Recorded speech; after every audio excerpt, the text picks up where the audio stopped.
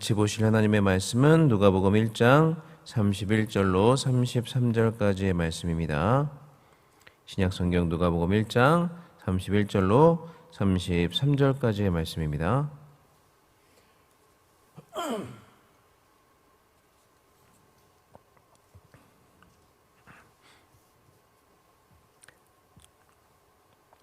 누가복음 1장 31절로 33절 말씀 다 찾으신 줄 알고 한 목소리로 같이 읽겠습니다. 보라, 내가 잉태하여 아들을 낳으리니 그 이름을 예수라 하라. 그가 큰 자가 되고 지극히 높으신 이의 아들이라 일컬어질 것이요 주 하나님께서 그 조상 다윗의 왕위를 그에게 주시리니 영원히 야곱을 집을 왕으로 다스리실 것이며 그 나라가 무궁하리라. 아멘. 이 세상 가운데 복음이 선포되었을 때 그 복음에 대해서 사람들은 두 가지의 상반된 반응을 보입니다. 누군가는 선포된 복음을 받아들이지 않고 심지어는 적극적으로 거부하기까지 합니다. 그러나 누군가는 선포된 복음에 순응하며 믿음으로 주님을 나의 주 나의 하나님으로 영접합니다. 자, 그렇다면 이렇게 복음이 선포되었을 때 사람들 가운데 이렇게 두 가지 다른 상반된 반응이 나타나는 이유가 무엇일까요? 그것은 하나님께서 영원 전에 그렇게 되도록 주권적으로 결정을 하셨기 때문입니다. 하나님께서는 우리가 결코 알 수 없는 기쁘신 뜻으로 모든 인류 중에서 일부만을 선택하시기로 그렇게 결정을 하셨습니다. 이 결정은 하나님의 주권적인 결정이기 때문에 그 누구도 이 결정에 대해서 뭐라고 할 수가 없습니다. 왜 모든 사람을 택하지 않고 일부만 택하셨습니까? 아니면 왜 이 사람은 택하시고 저 사람은 택하지 않으셨습니까? 그 택함의 기준이 무엇입니까? 라고 우리는 감히 물을 수가 없다는 것입니다. 그리고 하나님은 이 결정에 따라서 하나님께서 선택하신 자들만을 위해서 예수 그리스도를 이 땅에 보내시고 그들만을 위해서 죽게 하시고 또 그들만을 위해서 부활하게 하시고 그들의 모든 죄를 용서하시고 또 그들을 세상 끝까지 미쁘시게 보존하셔서 마침내 그들만이 모든 점과 흠에서 자유로운 상태로 주와 함께 영원토록 영원한 기쁨을 누리도록 그렇게 인도를 하십니다. 그래서 이것을 신학용어로 제한속죄다라고 말한다라고 말씀을 드렸습니다. 이 제한속죄는 하나님께서 제한된 사람들만을 구원하시기로 작정하셨기 때문에 그 작정으로 인해서 예수 그리스도의 속죄의 효력이 그 사람들에게만, 그 제한된 사람들에게만 적용이 된다라는 교리를 말합니다. 예수 그리스도의 속죄의 능력이나 효력이 제한적이어서 부족해서 모자라서가 아니라 모든 사람들의 죄를 다 그렇게 속하기에 모자라서가 아니라 하나님의 구원 계획 자체가 이렇게 제한된 사람들만을 구원하시는 것이기 때문에 그래서 제한 속죄인 것입니다. 이어서 도르트 신조는 제2항의 마지막 장인 9장에서 하나님의 구원 계획은 반드시 성취될 것이며 주의 교회, 즉 구원으로 선택된 하나님의 공동체는 영원할 것이다 라고 그렇게 이야기를 합니다. 도르트 신조 제2항 9장 제가 한번 읽어보겠습니다. 택함을 받은 사람들에 대한 영원한 사랑에서 나오는 이 목적은 세상의 시작부터 오늘에 이르기까지 지옥문의 온갖 부질없는 반항에도 불구하고 능력으로 성취되어 왔고 앞으로도 계속 성취될 것입니다. 그러므로 택함을 받은 사람들은 때가 되면 하나로 모이게 되고 믿는 자들로 형성된 교회가 결코 없어지지 않을 것입니다. 교회의 기초는 그리스도의 피로 놓여졌습니다. 신랑이 신부를 위하듯이 그들을 위하여 십자가상에서 자기 생명을 희생하신 그리스도를 교회는 그들의 구주로 변함없이 사랑하고 충성을 다하여 섬기며 이 세상에서 그리고 영원히 그를 찬양할 것입니다. 자, 이 신조는 먼저 하나님의 구원 계획은 택함을 받은 사람들에 대한 영원한 사랑에서 나오는 것이다 라고 이야기를 해주고 있습니다. 요한복음 3장 16절 우리가 잘 아는 말씀에도 하나님이 세상을 이처럼 사랑하사 사랑하사 독생자를 주셨다라고 말씀하고 있지 않습니까? 이처럼 우리를 향한 하나님의 구원 계획은 그 아들을 주시기까지 우리를 사랑하신 하나님의 사랑에서 말미암는 것입니다. 그리고 이러한 하나님의 사랑으로부터 연유한 하나님의 구원 계획은 세상의 시작부터 오늘에 이르기까지 지옥문의 온갖 부질없는 반항에도 불구하고 능력으로 성취되어 왔고 앞으로도 계속 성취될 것이다 라고 그렇게 이야기를 합니다. 그러니까 하나님의 구원 계획을 방해하고 그것에 반항하는 세력이 있다는 말입니다. 그것을 오늘 신조는 지옥문이다 라고 표현을 하고 있는데요. 여기서 말하는 지옥문이란 마태복음 16장 18절에 음부의 권세라는 말이 나오는데 그 음부의 권세에서 유래한 말입니다. 마태복음 16장 18절 제가 한번 읽어보겠습니다. 또 내가 네게 이르노니 너는 베드로라. 내가 이 반석 위에 내 교회를 세우리니 음부의 권세가 이기지 못하리라.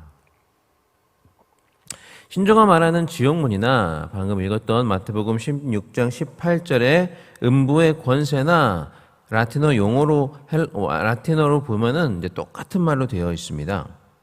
그리고 이것은 죽음의 권세를 말하는 것이기도 하고 교회를 무너뜨리려는 어떤 사탄의 공격이나 또 악의 권세를 말하는 것이기도 합니다.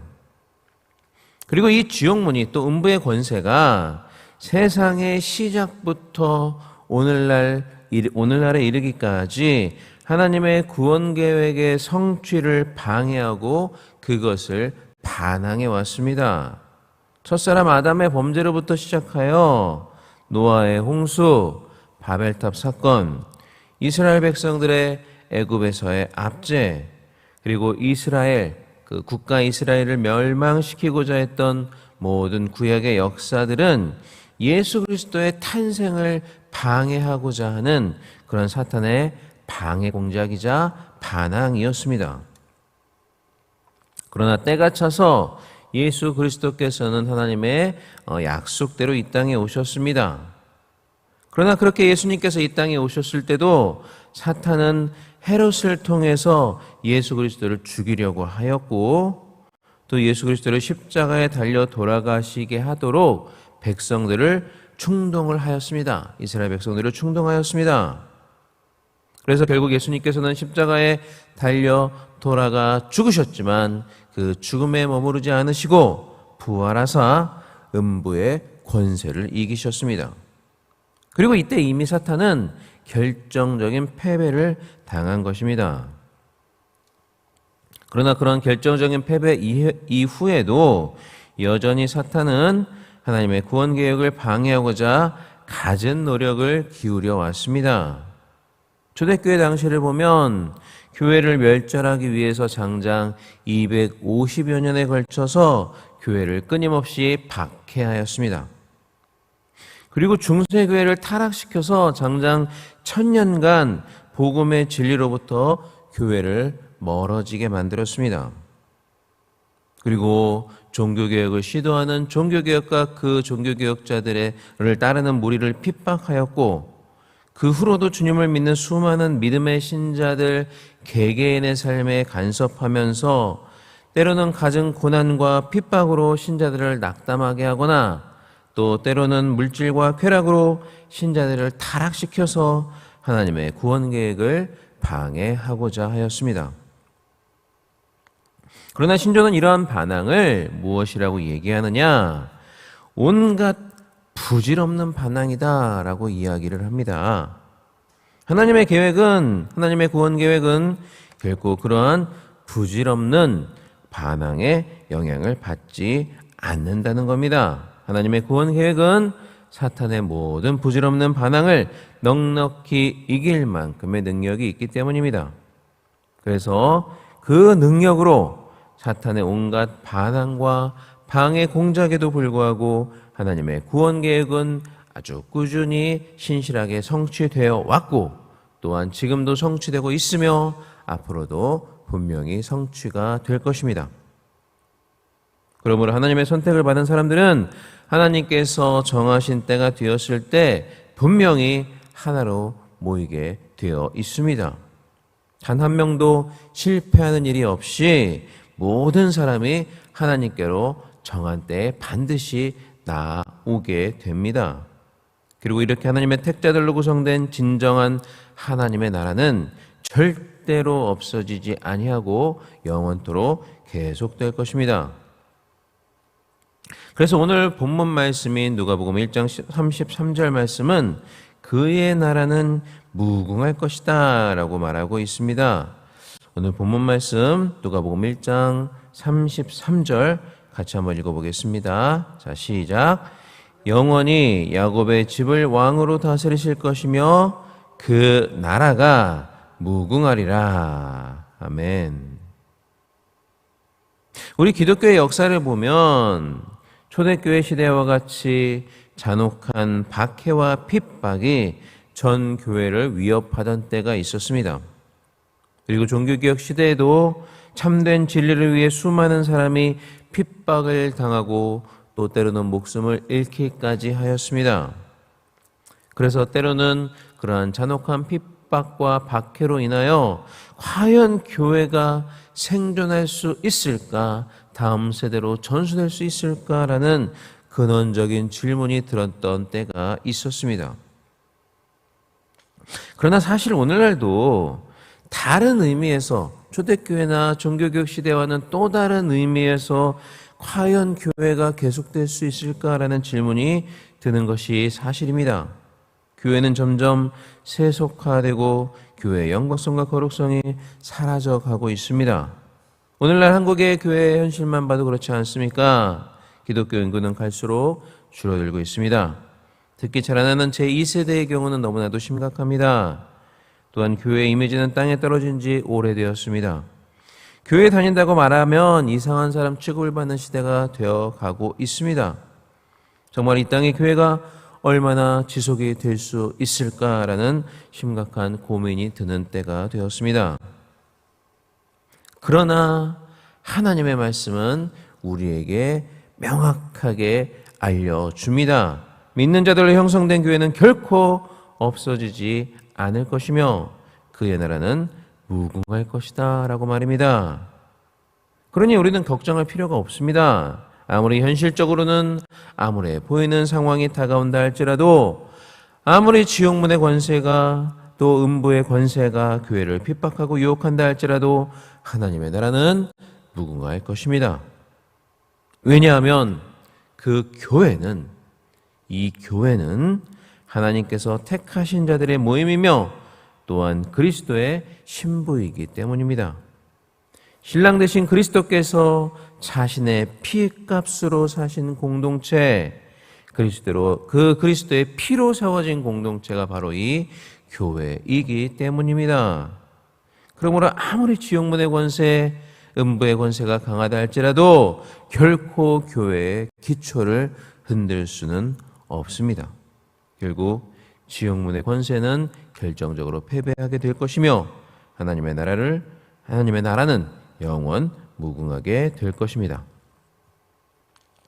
그래서 신조는 마지막으로 이렇게 십자가상에서 자기 생명을 희생하신 그리스도를 위해서 우리 교회는 그리스도를 그들의 구주로 변함없이 사랑하고 충성을 다하여 섬기며 이 세상에서 그리고 영원히 그를 찬양해야 한다라고 말을 하고 있습니다. 사랑하는 여러분, 우리 하나님의 구원 계획은 결코 실패하지 않습니다. 지옥문의 권세가 아무리 강해 보여도 주님께서 피로 값주고 사신 교회는 절대로 무너지지 않습니다. 그러니 설령 감당하기 힘들어 보이는 고난과 역경이 여러분의 삶 가운데 다가온다 할지라도 절대로 낙담하지 마시고 흔들리지 마시기 바랍니다. 결코 우리를 무너뜨릴 수가 없기 때문입니다. 그래서 나를 위해 생명까지 주신 그 주님의 희생을 기억하며 끝까지 주님께 희생하고 헌신하는 그러한 여러분들이 되시기를 바랍니다. 이 세상에서 그리고 영원히 주님을 찬양하며 살아가는 그러한 저와 여러분이 될 수 있기를 이 시간 주님의 이름으로 간절히 축원합니다. 예, 기도하겠습니다. 사랑과 은혜가 풍성하신 우리 하나님 아버지 은혜와 사랑을 진심으로 감사를 드립니다. 우리의 고단한 몸을 깨워주시고 이 새벽에 하나님께 예배드리고 기도하게 하심에 감사드리며 또 귀한 존전에 나와서 또한 유튜브로 이 말씀을 듣고 또 하나님의 말씀 가운데 깨달음을 주심을 감사를 드립니다. 아무 공로 없는 우리를 사랑하사 결코 실패하지 않는 영원한 하나님의 구원 계획에 우리를 포함하여 주시고 그 계획대로 우리를 실제로 구원하여 주심에 진심으로 감사를 드립니다. 주님, 이 세상의 어떤 권세도 주님의 교회를 무너뜨릴 수 없다는 사실을 믿으며 우리로 하여금 끝까지 주님을 사랑하고 신실하게 따르게 하여 주옵소서. 또한 주님께서 피로 값주고 사신 교회를 충성으로 섬기게 하여 주옵소서. 이 땅에서도 또 영원한 하나님의 나라에서도 주님만을 찬양하는 우리가 되게 하여 주옵소서. 또 하나님 아버지, 이 시간 주님 앞에 나올 때 빈손으로 나오지 아니하고 귀한 예물 드린 우리 믿음의 권속들이 있습니다. 여러 감사의 제목으로 하나님 앞에 감사의 헌금을 드립니다. 또한 정해진 순서에 따라서 일천 번째 헌금 아니 그 이상의 귀한 예물을 하나님 앞에 올려드립니다. 귀한 예물을 통해 하나님 기뻐 받으시고 천배 만배의 축복으로 갚아주시며 하늘 곳간을 쌓을 것이 없도록 부어주시는 놀라운 주님의 축복을 누리며 살아가는 우리 귀한 성도들 되게 하여 주옵소서. 또한 무엇보다도 이 귀한 예물이 쓰이는 곳마다 주님의 영광만이 드러나게 하여 주시옵소서. 감사를 드리며 이번의 말씀 우리 주 예수 그리스도의 이름으로 기도하옵나이다. 아멘. 하늘에 계신 우리 아버지여, 이름으로 기억임을 받으시오며 나라의 마옵시며 뜻이 하늘에서 이루어진 것 같이 땅에서도 이루어지이다. 오늘날 우리에게 일용할 양식을 주옵시고 우리가 우리에게 죄 지은 자를 사하여 준 것 같이 우리 죄를 사하여 주옵시고 우리를 시험에 들게 하지 마옵시고 다만 악에서 구하옵소서. 대개 나라와 권세와 영광이 아버지께 영원히 있사옵나이다. 아멘. 이 시간 우리가 합심하여 같이 기도하겠습니다. 먼저 우리 교회를 위해서, 우리 또 담임 목사님을 위해서 기도해 주시기를 바랍니다. 오늘 예배 가운데 능력의 말씀 선포하실 수 있도록 성령께서 성령의 두루마기로 함께하여 주시고 강건한 가운데 귀한 말씀 여러 차례 예배 가운데서도 잘 선포하실 수 있도록 위해서 우리 담임 목사님을 위해서 기도해 주시기를 바랍니다.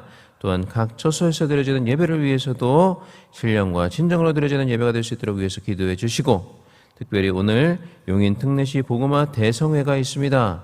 이 성회에서 특별히 우리 담임 목사님께서 말씀을 전하시고 우리 교회가 섬가대로 섬기게 되는데 모든 일정 가운데 주님께서 함께하여 주셔서 은혜로운 일정이 될 수 있도록 오늘 오후에 있을 대성회를 위해서도 기도해 주시기를 바랍니다. 그리고 약속의 말씀과 5가지 기도 제목을 놓고 기도하시고 오늘 우리에게 주신 말씀 붙잡고 간절히 기도하다 돌아가시겠습니다. 이 시간 다 같이 기도하겠습니다. 사랑과 은혜가 많으신 우리 하나님 아버지, 은혜와 사랑을 진심으로 감사를 드립니다.